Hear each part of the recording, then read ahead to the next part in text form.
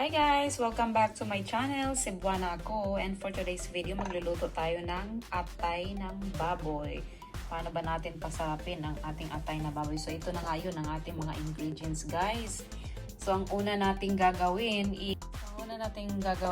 first procedure is lagyan natin ang ating atay ng kaunting mantika. Ayan, i-marinate natin to siya guys ng 3 minutes. Ayan, i-mix mo muna, lagyan mo ng mantika. Ayan.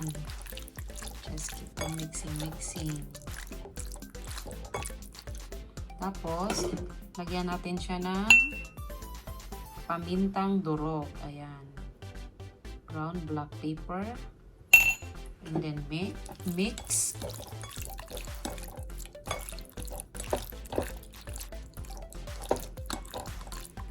Then, lagyan natin siya ng egg. Crack natin ang ating egg. Ayan, crack natin ating egg. I-dip natin. Ayan, tama na yan. And then, ilagay natin siya dito sa ating flavor, sa ating atay. Ayan. Mga tamang-tama lang guys. Tapos, mix natin siya ulit. Keep on mixing.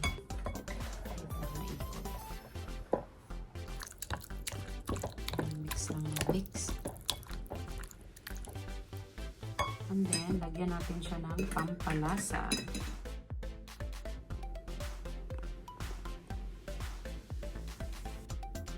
Lagyan siya ng pampalasa. Kung anong mayroon kayong pampalasa guys, pwede naman. Ayan. Lagyan natin siya mga half spoon. And then, mix natin siya ulit.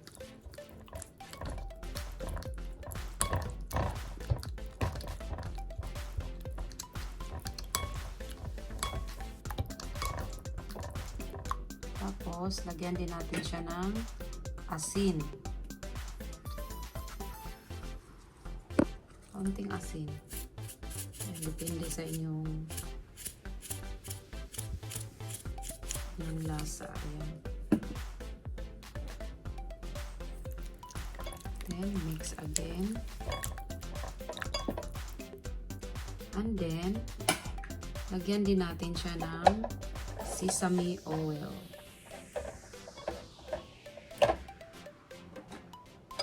Let's add sesame oil.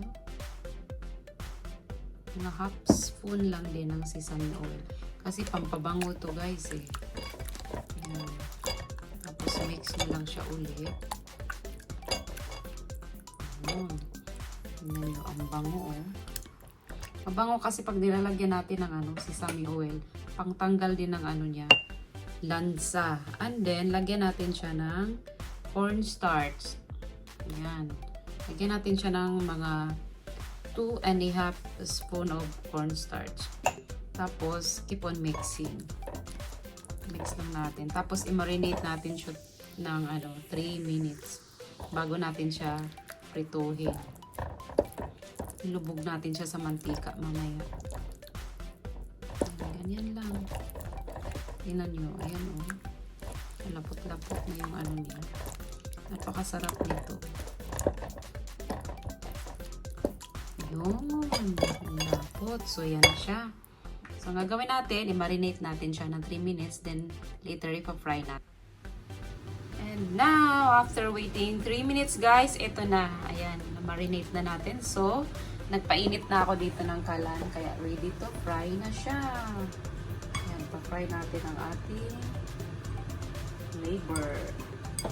Napakasarap nito, guys. Promise. Napakasarap nitong ulamin, pulutan. Ayan, lagay natin.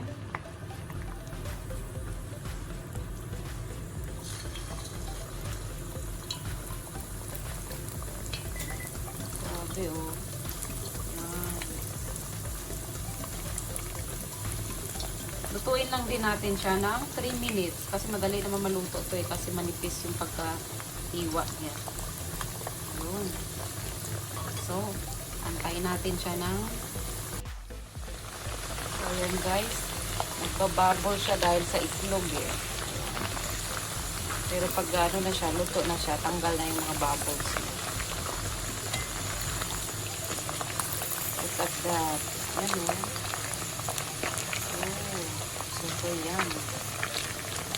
10 minutes lang ang cooking natin ito kasi napakadali naman ito eh. Manipis lang naman kasi siya. And then, after 3 minutes guys, ayan na siya oh. Naglutang-lutang na siya. So, hanguin na natin. Lagay natin sa ating plates na may paper towel. Ayan. Patuyuin lang muna natin. Tapos, gawa tayo ng dressing. Masarap ang bango ng amoy. Look. Ayan, oh, grabe, crispiness. Napakabango. Ayan. So now, ang next natin gagawin is gagawa tayo ng pang-toppings niya, guys. Yung ating gulay na kaunti. Ayan, igit. Guys, gawin na natin ang ating pang-toppings. Lagay lang tayo ng olive oil sa ating kalan. Ayan. Kalan. Lagay tayo ng olive oil sa ating pan. And then, put the onions. Yung sinlice natin na maliliit na onions. Ayan. Pipuhin lang natin siya. Gusto lang natin siya dyan. Napaka-simple lang nito guys, napakadali. Ayan, gusto lang natin ang ating onion.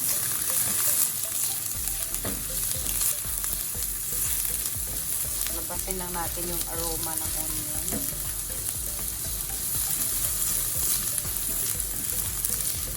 Ayan, pwede na yan. Tapos, ilagay natin ang ating yellow bell pepper. Pwede rin red bell pepper guys, kung meron tayong pula. Ayan, pwede rin siyang ilagay. Maganda rin yung kulay na yun. Tapos, ilagay natin ang ating green bell pepper. Ayan. Tapos, igisa lang natin.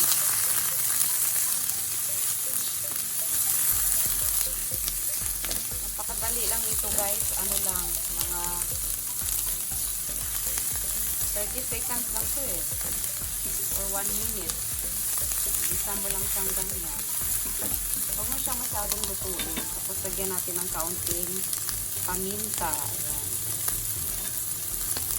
Lagyan natin ng kaunting paminta at kaunting panglasa. Ayan. Kapag nalagay mo na yan, yung konting paminta at konting panglasa natin, ayan, patay na natin yung apoy kasi pwede na siya i-topping. So, ayan, ready na siya. Ayun, tatoppings na natin siya. And there you go. Magtatoppings na tayo. Ayan, lagyan na natin siya dyan sa ibabaw. Ayan. Yun. So, pwede